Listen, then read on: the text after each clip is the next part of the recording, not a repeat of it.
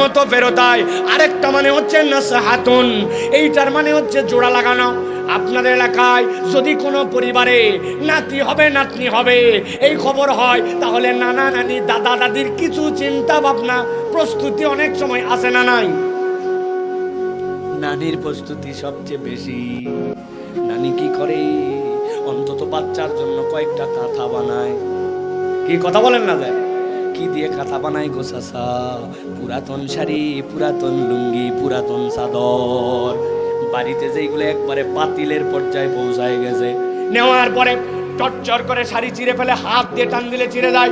লুঙ্গির সিলাই ওইটা যদি কাঁথার মধ্যে যায়, কাঁথার মধ্যে বাচ্চা কষ্ট পাবে, কর কর করে টান দিয়ে লুঙ্গির সিলাই ফালায় দেয়, ঠিক না?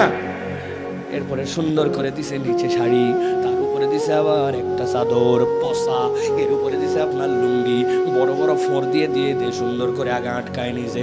এরপরে সোনামুখী সুই দিয়া, লাল নীল হলুদ সুতা দিয়ে ছোট ছোট ছোট ফোর দিয়া সেলাই করে যেই না রেডি।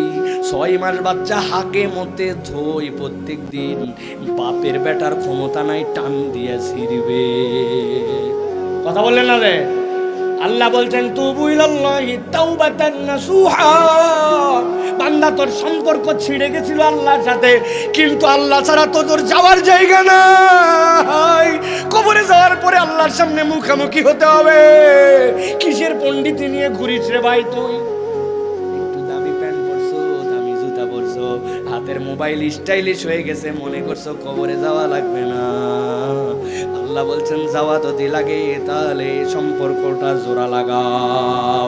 আল্লাহ বলছেন তওবা হচ্ছে সম্পর্ক জোড়া লাগায়।